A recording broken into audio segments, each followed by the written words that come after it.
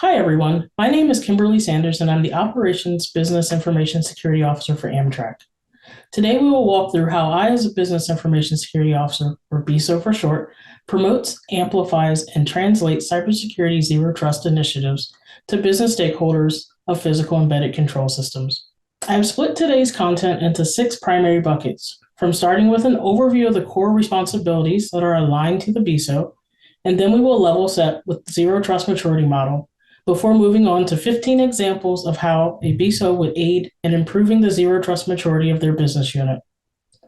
Once we talk through the examples, we will cover one of 2 most important responsibilities of a BISO: seeking and routing feedback, just before we move on to discussing other options you can leverage if you don't have BISOs within your organization. So let's get started. BISOs are strategic thinkers that serve as trusted advisors, build and foster internal and external relationships with their stakeholders, all while breaking down silos that directly and indirectly impede the velocity of the business. BISOs play a major role in bridging the gap between the business and cybersecurity and are often referred to as translators because of their ability to take cyber priorities and, with their intimate understanding of the business unit roles, responsibilities, processes, procedures, and priorities, translate them into value streams that directly relate to the priorities of the business. The most important takeaway from this slide is that the BISO enables the business while mitigating cybersecurity risk at a tactical and operational level. When it comes to the implementation of zero trust within an organization, there are 5 foundational pillars anchored in visibility and analytics, automation and orchestration, and governance. The 5 pillars of identity, devices, networks, application workstations, and data make up the foundational principles of zero trust. You will also notice 4 incremental maturity levels, starting with traditional and ending with optimal, which provide organizations with a roadmap to better understand where they are in their zero trust journeys. Yes, this is a bit of an eye chart, but for the sake of today, we will only cover the high-level definition. And if you review the recording of today's session, you may pause and read in detail the full definition of each of the 5 maturity levels. Now that we have a level set of the zero trust maturity model, there are many opportunities for BISOs to engage the business or leverage their deep understanding of the idiosyncrasies within their business unit. As we step through the next slides, we will run through a few examples of where BISOs can engage the business to facilitate improving an organization's zero trust maturity level. For the sake of this presentation, we will focus on traditional, initial, and the advanced maturity levels only. It is critically important to remember that various portions of the same business unit may be at different stages in the maturity journey, while it is also important to remember that every control may not be applicable everywhere. Let's get started about how BISOs provide value in implementing zero trust as it relates to the identity pillar and working our way from the lowest maturity level, traditional, through advanced. The BISO can identify areas where routine account access review should occur to ensure that risk is appropriately managed within the zero trust function area of asset management. As we move upwards in the maturity model to initial, the BISO may assist in identifying areas within their business unit that are opportunities for expanding MFA implementation, which would lead to a higher maturity score in the functional area of authentication. While remaining in the authentication function area, but moving to the advanced maturity level, a BISO can communicate in conjunction with your awareness teams metrics around phishing susceptibility to senior leadership and a coordinated approach to increase the business unit's awareness of phishing red flags, or even drive an increase in the unit's MFA adoption rate. As we continue through the next 4 slides, you will notice a theme of BISOs identifying, communicating, assisting in all areas of the zero trust maturity journey. Again, moving from the lowest maturity model level to the top, when it comes to the device pillar, the BISO can assist with identifying areas where risk assessments are necessary. BISOs can identify and rank physical and virtual vendors that have both direct and indirect impacts on the day-to-day operations and services aligned with their business unit at the initial maturity level.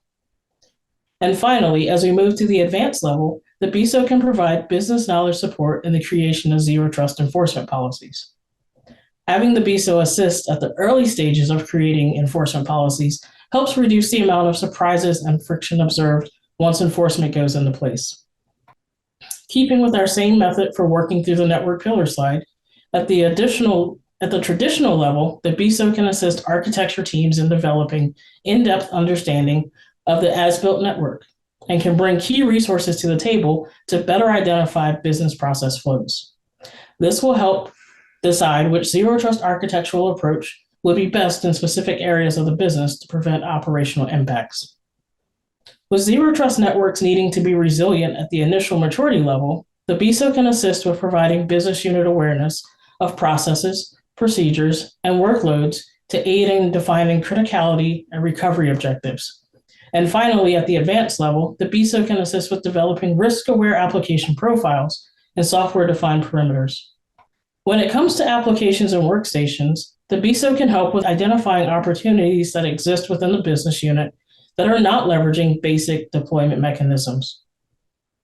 Identifying and onboarding rogue application deployment processes for static and dynamic code analysis testing as part of enterprise-wide vulnerability management processes. And finally, at the advanced maturity level, the BISO can assist with developing access enforcement and expiration policies, which, much to the same as the enforcement policies we spoke of in the device pillar, the earlier in the process the key business resources and business-centric knowledge is applied, the chances of surprise friction upon deployment decreases. The final pillar, data.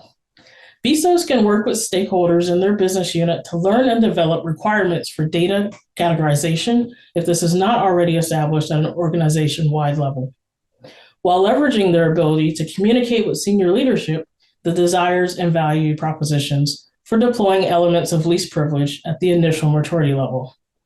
And finally, at the advanced maturity level, the BISO can assist with defining policies related to the automation of data inventorying and tracking. Outside of trust, the most important aspect of a successful BISO program is seeking and routing feedback from your business stakeholders to cybersecurity. Without feedback, cyber teams run the risk of deploying, developing, and offering solutions to the business that they may not understand, that are not aligned with the priorities of the business, and are underutilized, leading to a less than expected return on investment. BISOs are expected to continuously engage with stakeholders to gauge the success of initiatives, learn friction points, and communicate upcoming changes that impact their portion of the business.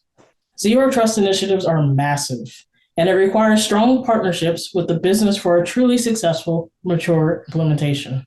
While it is not lost on me that the Business Information Security Officer role is relatively new and some organizations may not have a BISO, many of the things that I spoke about can be implemented by partnering with subject matter experts across your business.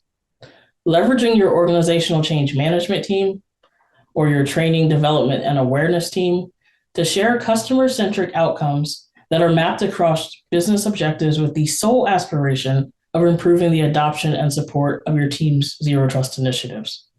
Remember, the success of your program requires that you show value through relatable concepts that your shareholders and stakeholders understand, while it never hurts to highlight and map those to the what's in it for me aspect, because the more your business stakeholders understand, the more they will support your initiatives. In closing, your BISOs provide strategic support in aligning not only your zero trust initiatives, but cyber initiatives to what the business cares most about. And most importantly, the BISO helps engage the business while mitigating cybersecurity risk at a tactical and operational level. Thank you again for your time and participating in today's session, and enjoy the rest of the summit.